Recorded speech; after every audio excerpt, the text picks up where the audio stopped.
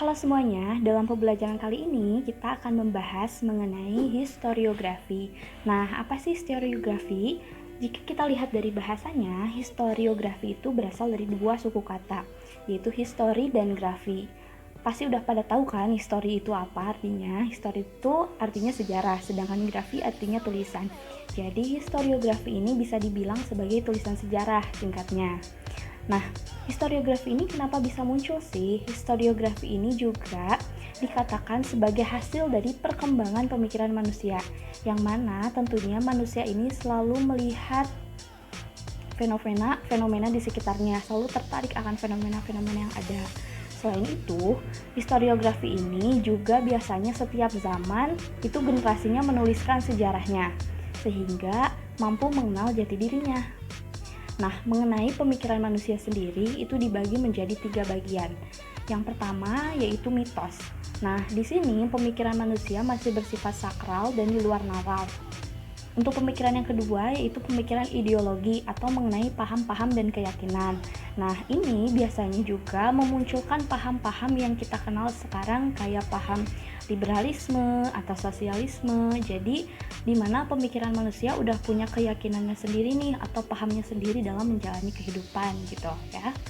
Dan untuk yang ketiga, pemikiran manusia ini udah berdasarkan ilmu, artinya udah ada metode sendiri nih. Biasanya yang ilmu ini tuh lebih masuk akal, lebih bersifat logis karena tentunya sudah dilalui dengan kajian-kajian ilmiah. Jadi udah masuk banget lah di logika kita, beda sama pemikiran yang mitos tadi, yang mana kadang hal-halnya itu tidak bisa diterima oleh akal. Sebelum kita membahas lebih detail lagi mengenai historiografi dan macam-macam yang ada di Indonesia, silahkan disimak dulu peta konsep berikut ini. Dari peta konsep berikut dapat dilihat bahwa historiografi itu terdiri atas historiografi tradisional, historiografi kolonial, dan historiografi modern. Untuk historiografi tradisional sendiri memiliki sifat regiosentris, religiosentris atau religiomagis, kemudian istana-sentris, yang nanti akan kita bahas lebih dalam lagi. Nah, contoh dari historiografi tradisional ini adalah babat, hikayat, dan kronik. Sedangkan untuk historiografi kolonial memiliki sifat Eropa-sentris dan Nederlando-sentris, yang mana contohnya ini diantaranya adalah Geschiedenis van Nederlands-Indië karya F.W. Stapel dan Geschiedenis van Indonesië karya H.D. de Graaf. Dan yang terakhir adalah historiografi modern yang memiliki sifat nasional-sentris atau Indonesia-sentris, yang mana contohnya itu terdiri dari biografi pahlawan nasional, kemudian sejarah nasional Indonesia yang meliputi sejarah pergerakan nasional dan yang lainnya. Kesemua aspek dalam peta konsep ini menunjukkan adanya kontinuitas dan gambaran kontemporer masyarakat sebagai anak zamannya. Artinya, dari generasi ke generasi dalam setiap zaman pasti menuliskan sejarahnya. Untuk pengertiannya secara bahasa sendiri kan tadi sudah disebutkan. Nah, secara istilah, historiografi ini merupakan hasil dari rekonstruksi manusia secara imajinasi dari keadaan-keadaan yang terjadi di masa lampau yang mempunyai dasar-dasar dan juga bukti-bukti yang pernah terekam di masa lampau. Jadi singkatnya, historiografi ini adalah rekonstruksi dari apa yang terjadi di masa lalu berdasarkan bukti-bukti dan fakta-fakta yang ada. Jadi kayak menulis kembali sejarah yang pernah terjadi, namun tentunya berdasarkan fakta dan bukti yang ada gitu, tidak asal menulis ya. Nah, untuk fungsi dari historiografi ini itu terbagi menjadi 3. Yang pertama adalah fungsi genetis, yaitu untuk melihat asal-usul dari mana kita berasal. Biasanya ini dituliskan dalam beberapa naskah atau prasasti yang memuat silsilah raja-raja. Kayak gitu, misalkan Kedunggal memiliki anak Aswawarman, kemudian Aswawarman juga memiliki anak Mulawarman. Nah, itu kan silsilah yang mana ini salah satu tujuan dari historiografi juga yang bersifat genetis untuk mengetahui asal-usul dari mana kita berasal gitu, siapa keluarga raja dari mana gitu kalau misalkan dalam kerajaan pada masa itu. Kemudian untuk fungsi yang kedua adalah fungsi didaktis atau fungsi mendidik dan juga memberikan manfaat. Nah, dalam fungsi ini tuh biasanya kan cerita-cerita sejarah banyak menuliskan tentang kepahlawanan atau tentang kebijakan-kebijakan pemerintah yang bisa kita ambil manfaatnya untuk sekarang. Selain itu kan dari belajar sejarah juga kita bisa memiliki potensi untuk menjadi lebih baik lagi di masa yang akan datang. Yang kedua adalah fungsi pragmatis atau melegitimasi kekuasaan. Ini juga sebenarnya bisa dilihat dalam beberapa cerita kerajaan dulu yang mana mereka mengaku sebagai anak dewa atau kemudian titisan Tuhan, yang mana dengan hal ini tuh mereka dipercaya oleh rakyatnya untuk dijadikan sebagai pemimpin gitu. Langsung saja sesuai peta konsepnya, jadi historiografi itu diklasifikasikan, dibagi menjadi 3, ada tradisional, kolonial, dan modern. Nah, kita akan bahas satu persatu. Kita akan membahas dulu dari historiografi tradisional. Historiografi tradisional ini yang ada di Indonesia itu dapat dikatakan terjadi ketika masuknya Hindu-Buddha hingga Islam ke Nusantara. Karya tulis ini itu dibuat oleh para pujangga, jadi istilahnya orang-orang yang tertarik menulis gitu ya, atau orang-orang intelektual yang pandai menulis. Nah, biasanya menuliskanlah beberapa catatannya pada masa itu. Nah, selain itu, dalam historiografi tradisional ini biasanya masih buram tuh antara fakta dan mitos tuh, sehingga fakta-fakta yang ada ini tidak masuk akal karena juga belum ada kajian secara ilmiahnya gitu, belum ada metode dalam menulis sejarah tuh seperti apa, belum ada pada masa ini. Contohnya itu seperti Candi Prambanan. Kita kan tahu sampai sekarang itu ada Candi Prambanan. Cuman dari ceritanya sendiri yang mana Bandung Bondowoso kemudian membuat 1000 candi, yang candi ke-1000-nya adalah Roro Jonggrang, itu masih dipertanyakan kan apakah benar-benar dalam satu malam bisa membuat 1000 candi gitu. Kemudian untuk karakteristik historiografi tradisional ini, yang pertama yaitu bersifat istana sentris, yang mana biasanya hanya menuliskan tentang keluarga-keluarga raja atau hal-hal seperti pemerintahan rajanya seperti apa, dan tidak disebutkan sama sekali rakyat-rakyatnya gitu. Jadi ini tuh lebih di istana sentris gitu. Gimana sih kehidupan di dalam istana itu, gimana sih raja-rajanya gitu. Untuk sifat atau karakteristik yang kedua yaitu religio magis, yang dimana di sini dikatakan raja itu memiliki kekuatan gaib. Makanya tadi banyak sekali beberapa raja yang melegitimasi kekuasaannya itu dia mengatakan bahwa saya ini anak dewa, atau saya ini berasal dari ibu yang memang manusia tapi ayah saya ini seorang dewa gitu. Itu banyak sekali dan fungsinya untuk melegitimasi kekuasaannya tentunya, yang mana dia pengen diakuin bahwa saya ini harus diagungkan karena saya ini anak dewa gitu. Untuk sifat yang ketiga yaitu regiocentrisme. Nah, regiocentrisme ini apa? Kalau yang tadi regio magis, sekarang itu regiocentrisme. Jadi menceritakan tentang suatu kekuasaan atau wilayah tertentu, seperti dalam Babat Cirebon atau Babat Banten, dalam namanya aja udah nama wilayah tertentu gitu, udah pasti menjelaskan tentang kekuasaan di suatu wilayah tertentu. Untuk selanjutnya ada psikopolitis sentrisme. Nah, psikopolitis sentrisme ini itu sama sebenarnya, mirip-mirip sama yang regio magis, cuman regio magis kan lebih melihat adanya sosok magis dalam suatu keadaan tertentu gitu. Nah, kalau psikopolitik ini lebih ke legitimasi kekuasaan. Nah, seperti contohnya cerita Ken Arok dan Ken Dedes gitu kan. Ken Arok ini disebut-sebut sebagai sosok dari anak dewa gitu yang kemudian menikahi Ken Dedes, yang mana Ken Dedes ini sebenarnya punya suami namanya Tunggul Ametung. Nah, Ken Arok ini punya pemikiran gimana sih mengalahkan si Tunggul Ametung ini. Kemudian dia melegitimasi kekuasaannya lah dengan cara mengaku berasal dari keturunan dewa. Kemudian juga Ken Dedes ini kenapa sih dia tertarik sekali dengan Ken Dedes? Karena Ken Dedes ini dikatakan gitu ya pada masa itu bahwa jika ada anak keluar dari rahimnya itu pasti akan menjadi raja gitu, pasti keturunan-keturunannya berkualitas lah gitu. Jadi Ken Arok ini sangat menginginkan Ken Dedes. Kemudian Ken Dedes bercerai dengan Tunggul Ametung. Nanti ada pembalasan dendam dari anak si Tunggul Ametung dengan Ken Dedes ini gitu. Jadi banyak sekali nanti dalam kerajaan Singosari yang tadi Kennedy Ken Arok itu pembalasan dendam gitu ya, sampai 7 turunan katanya dengan keris yang sama. Nah, dalam psikologi politisentrisme ini, raja-raja itu bahkan karena keturunan dewa gitu biasanya sangat dimuliakan hingga dianggap tulisan-tulisan para pujangga ini sebagai kitab suci atau yang difatwakan lah oleh para pujangga bahwa ini tuh sosok yang harus kita agungkan gitu. Mengenai cerita Candides dan Ken Arok tadi itu tertulis dalam kitab Pararaton ya. Jadi itu juga salah satu hasil karya pujangga pada masa Hindu-Buddha. Setelah masuknya Islam, makin beragam lagi nih contoh-contoh dari historiografi pada masa itu, pada masa tradisional atau historiografi tradisional ini. Nah, muncul hikayat Babad, yang mana hikayat ini contohnya hikayat Raja-Raja Pasai gitu, atau Babad Tanah Jawi, Bustanus Salatin. Jadi kalau misalkan tadi dalam agama Hindu-Buddha lebih ke kitab, ada kitab Pararaton dan lain sebagainya, kitab Negara Kertagama gitu.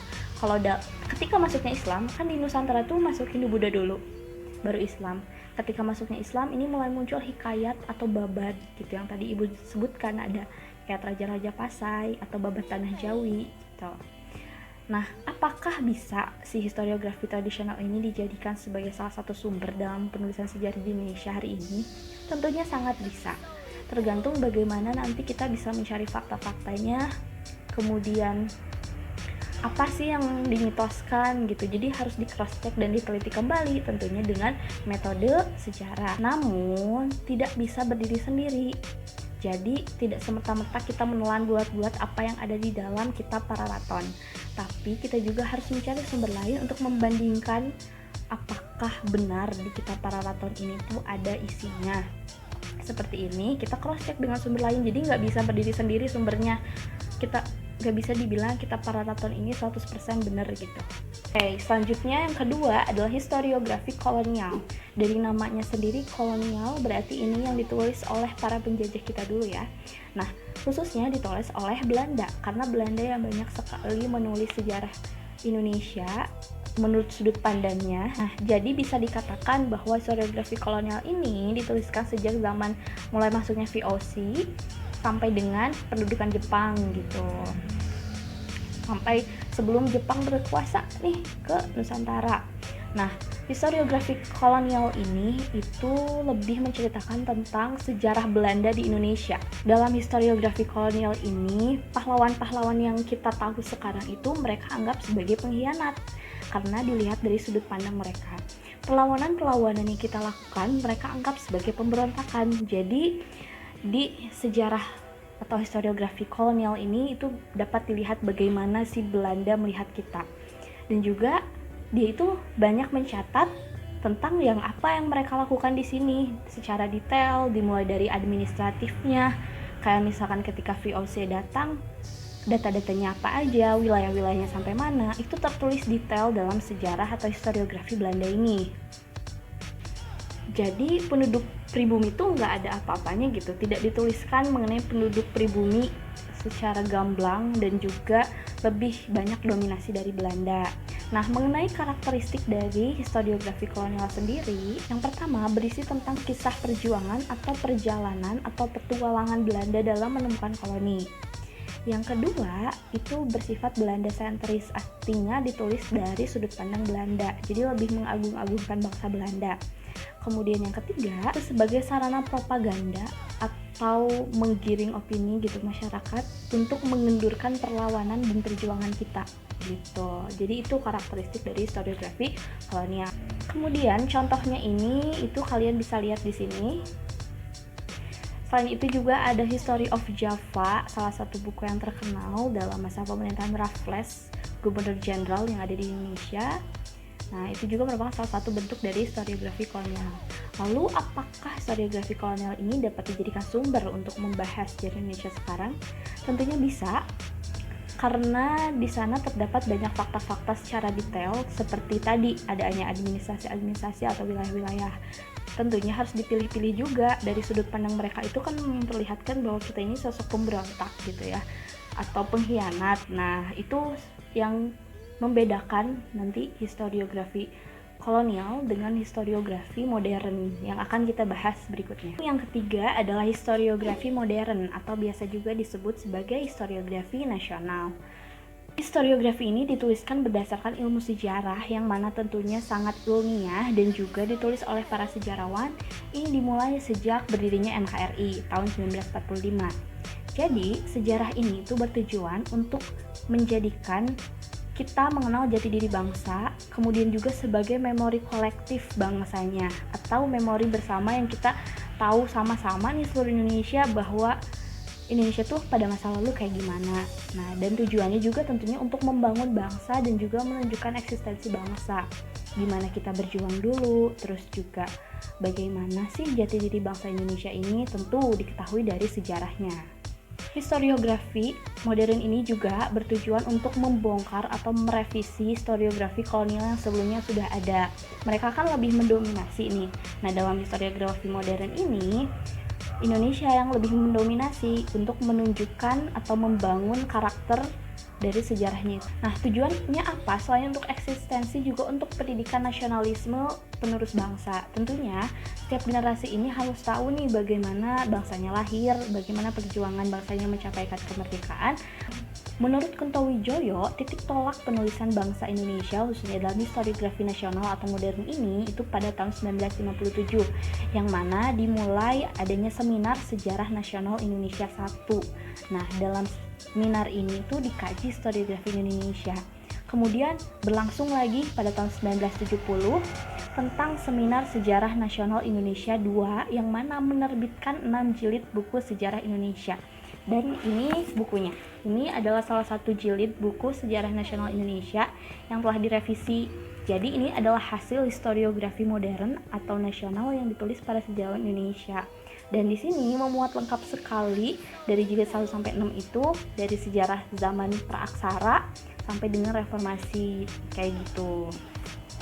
Kemudian mengenai historiografi modern ini tentunya sangat Indonesia sentrisme, artinya Indonesia ini pokok atau peran utamanya. Selain itu juga berdasarkan ilmu dan nalar karakteristiknya.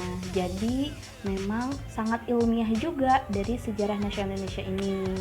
Jadi tentunya untuk kepentingan rakyat Indonesia yang juga rekonstruksinya ini berdasarkan metode kritik ya. Jadi ada kritik sumbernya. Pokoknya dilalui oleh berbagai metode ilmiah sehingga menghasilkan historiografi yang modern gitu.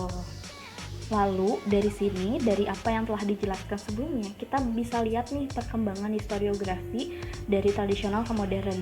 Tentunya di tradisional ini itu masih bersifat tradisi ya, jadi masih banyak mitos-mitos. Kemudian di historiografi yang modern ini itu lebih berdasarkan pada kaidah-kaidah keilmuan. Selain itu juga lepas dari tradisi dan kemudian menjadi diri sendiri. Nah, historiografi modern itu juga salah satu contohnya selain buku sejarah nasional Indonesia ini ada juga sejarah pemberontakan petani Banten pada tahun 1888. Jadi banyak banget, dan kategori penulisan sejarah ini juga salah satunya ada di struktur atau akademik seperti disertasi atau tesis. Jadi dari hasil penelitian-penelitian para akademisi di berbagai universitas gitu yang menuliskan sejarah atau merevisi gitu. Misalkan ada sejarah yang asalnya simpang siur itu sampai sekarang masih diteliti. Jadi jangan takut nih belajar sejarah nggak neliti gitu ya.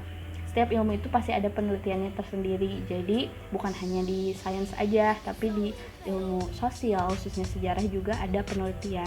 Nah, itu semua sudah dijabarkan mengenai historiografi. Lalu manfaatnya apa? Dengan adanya historiografi ini tentunya kita bisa mengenal jati diri bangsa dan juga menunjukkan eksistensi dan sebagai memori kolektif bangsa. Jadi kita nggak lupa siapa kita. Jadi dengan adanya historiografi ini juga menunjukkan perkembangan dari zaman ke zaman, ternyata generasinya berbeda ya. Mungkin nanti setelah historiografi modern ini suatu saat anak cucu kita juga memiliki historiografi lain yang mana mereka lihat bahwa pada zaman kita yang modern tuh struktur atau metodenya berbeda dengan yang lalu gitu ya. Mungkin sekian aja, mudah-mudahan bermanfaat. Terima kasih banyak.